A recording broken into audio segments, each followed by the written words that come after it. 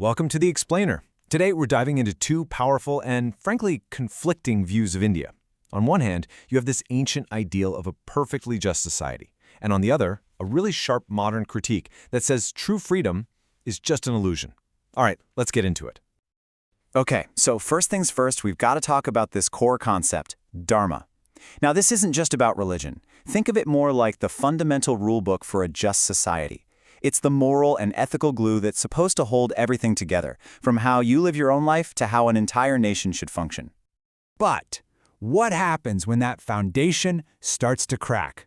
And this question right here is the real heart of what we're digging into today. Our sources are asking something pretty provocative. Does that ancient, noble ideal actually match the reality on the ground today? So, before we get to the critique, let's be clear on what the blueprint was supposed to be. In ancient political thought, a society built on Dharma is one where the leaders are absolutely bound by a moral duty to serve the people.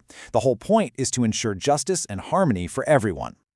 And look, this isn't some vague, fuzzy idea. It's a specific game plan. Texts like the Mahabharata lay out this framework called Raj Dharma, which is basically the ruler's job description. And the number one rule? Power is not your right. It's a sacred trust. Your entire job is the well-being of the people. Period. So think about that. Your legitimacy as a leader isn't something you're born with or something you can just seize. You have to earn it. This quote really nails it. The ruler is, at their core, a public servant.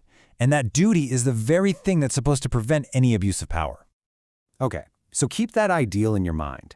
Now we're going to flip the coin completely, because the source material we're looking at paints a very, very different picture, arguing that this ideal hasn't just been lost. It's been replaced by a sophisticated modern system of control. And this quote from the YouTube channel Smark just stops you in your tracks. The claim is that freedom in modern India isn't real, it's a delusion. The argument is that citizens have been effectively hypnotized by systems designed to conquer their free will. So, how does this so-called hypnosis work? This critique points to four main pillars. First, religion is used as a business and a political tool. Then you have media that's built to distract you with fear and celebrity nonsense instead of real issues. Third, the worship of false idols, celebrities pushing questionable products. And finally, an education system where money and connections can matter more than actual ability. And when you put all that together, what's the result? Well, the argument is that you get a society that's become numb, so overloaded with noise that we literally scroll right past images of real suffering, but will stop everything for some silly viral video. It's a pretty harsh look at our collective priorities. All right, so that's the big picture theory. But to really understand how this system of control allegedly works in practice, our sources tell us to zoom in on one very specific and very critical area, the healthcare system. And let me tell you, the stakes here are just staggering. According to World Bank data cited in our sources, 44% of children under 5 in India are underweight. 44%. When you have that kind of vulnerability baked into the population, it creates a deep, deep reliance on the very healthcare system that's about to be put under the microscope. The sources describe a model that creates what they call manufactured dependency. Here's how it supposedly works. First, medical knowledge is kept exclusive, so you have no choice but to depend on the experts. Then it can become a commercial business, where profit might take priority. Next, decisions are often made for you without your truly informed consent. And finally, even doctors can get trapped, forced to follow rigid protocols over their own best judgment. And this slide, wow, it just lays out the whole conflict, doesn't it? On one side, you have institutional control. Decisions are made for you. Knowledge is guarded, fear is used to get you to comply, and you're dependent. On the other side is individual empowerment. You make the decisions, knowledge is shared, wisdom builds confidence, and you are responsible for yourself. The critique argues the current system is way over on the left. Dr. Srivatsa, a physician cited all over our sources, puts it this way. He argues the system can actually weaponize the fear of illness itself, turning your natural anxiety into a profit engine through tests, pills, and procedures. Okay, so that's a pretty heavy critique, and it paints a really bleak picture.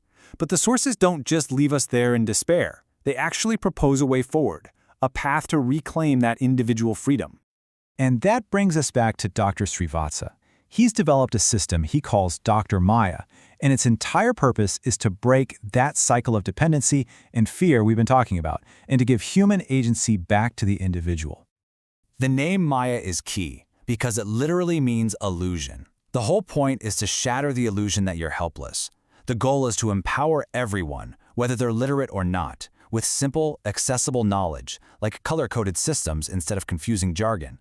It helps you understand your own body, avoid unnecessary consultations, and become self-reliant. And what's so fascinating is this brings us full circle, right back to where we started. This path is framed as a return to Dharma, but not a ruler's duty. It's about Swadharma. That's your personal duty to take responsibility for your own life, your own body, and your own knowledge. So the sources leave us with this final, powerful question to wrestle with. In this incredibly complex world with all these massive institutions, who holds the ultimate key to our well-being? Is it them, or is it us? It really makes you think about where we place our trust and where we place our power.